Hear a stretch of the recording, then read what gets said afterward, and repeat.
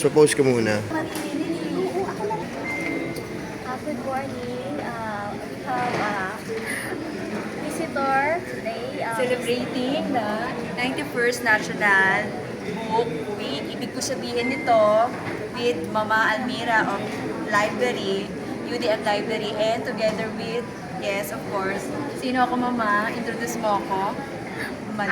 Madam Yoki as Biglang Awa as Professor of Public Administration. Okay, alam ko. Akin po siyang inaanihan for today for celebrating for 91st week po. Siya po ay si Biglang Awa na isa ng UDM. Okay, mahina ang boses niya kasi marami nag-research. Kat, muna ba? Oh, first question na, Mama. I have a 5 questions to you. Professor Miss Biglang Awa, on your own idea, what is your own idea in the 94th book?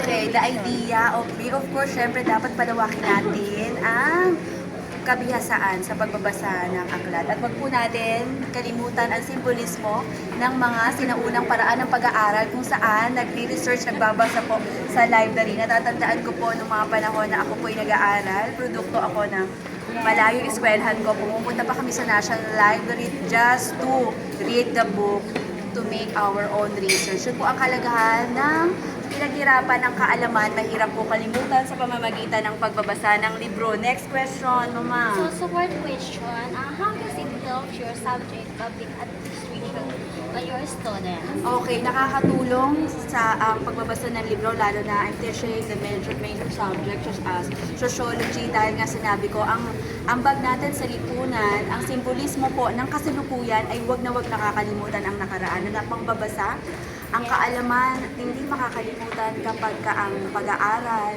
ang pagsasaliksik na nakukuha sa libro ay iyong pinaghirapan. Ano man, noon tapatan ng mga makabagong teknolohiya, ang lumang pagbabasa na nakasanayan ko noon nung ako po'y nag-aaral, ay yun pa ang aking sinasalan sa aking mga estudyante. Lagi, ang talino ay madaling kalimutan kapag sa libro, sa pamamagitan ng pagbabasa, nakukuha. Yan ang aking major role for the teaching sociology when it comes towards the society. Okay? Yes. Next. So the next, number 2 question. Number 3. Number 3 na, Mama. No, Number 3 na. number 2 pa lang. So, konting lang. Okay, so. Nagmamadali sa Miss Biglang kasi may tulong pa po siya, ganyan siya kasi iba. So, Okay. number 2 question is, sa tulong na iyak. Number 2, how to inspire the students na reading books in the students?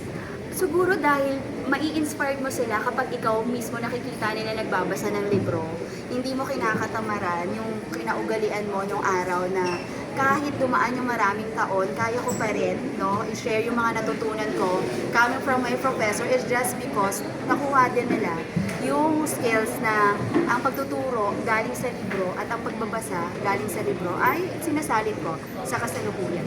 Gaya na ako ay naging teacher na din. Next is, so, if the number 3 is pinaka-important in the library, important is behavior. So, number 3 is, as a professor, how teach the student to behave in the library? Kasi, hindi mo makontrol kung ano. Opo, kasi college na sila, I guess yung pagtuturo ng tamang pagtahimik pagka nasa library ay ano na nila yon, taglay na nila. Kasi hindi siya tulad ng mga teacher, ng mga bata pa lang, na yun talaga kailangan mo i-guide. Ako naniniwala ako na kapag estudyante ko, disiplinado.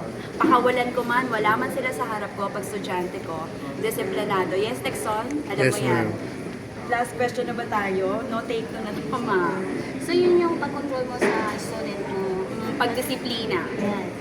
So, number 4 is, what advice do you give to your student for searching their assignment in the library instead of buying books or going to another library? Okay, despite the fact that the challenge right now is using the AI, ako sinasabi ko sa kanila na huwag niyong hayaan na bubulok ang inyong isipan dahil dito sa madaling paraan ng paggamit ng AI.